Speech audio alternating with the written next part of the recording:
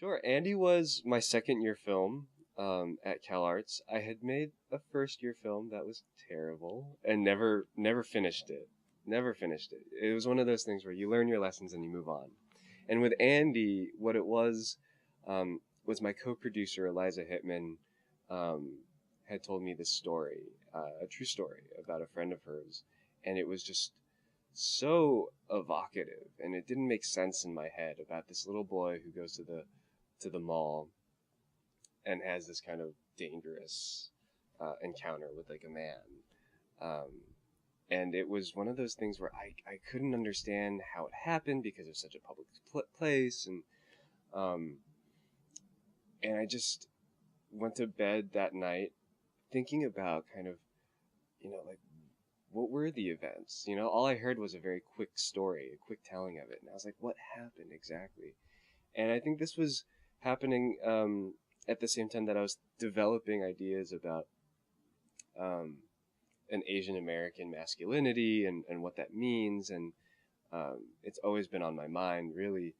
And it just seemed like such a perfect um, kind of event to couch this theme that I was thinking about. And really wrote the thing in like 2 days and felt really confident about it. And of course, tinkered with it, changed it, but but it was one of those things where I just felt this need to tell this story um,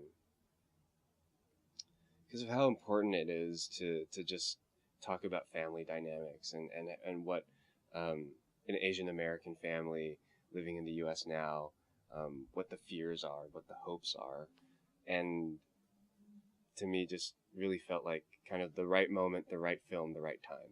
Ryan Coe, who was the 6-year-old actor playing the lead role, was really, to me, the reason why the film works. And it was because he has such a natural energy and charisma. And the film is pretty dark and it's pretty tense, but he brought this humor, and I really feel like it really helps balance the piece. And I was so lucky to find him. Actually, I had cast someone else in the role, and they had dropped out. This boy had dropped out, and I was scrambling to find an actor, and he came in to audition, and I just knew immediately that he was so perfect. Right. So, for me, that ritual, that event is so fascinating, and I knew that I wanted to make a film about it and about family and what family means. Um, and so just finished it. I'm submitting it to festivals now, and we'll see how it goes. Hopefully, it has um, at least the amount of success that Andy has had, if not hopefully more.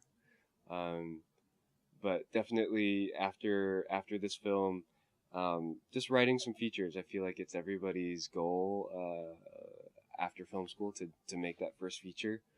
So doing some writing, have a screenplay going about two Korean American boys, brothers, who get lost in Los Angeles and kind of have this adventure, and hopefully, finish that and get that produced and shot, edited, off to film festivals within the next couple of years.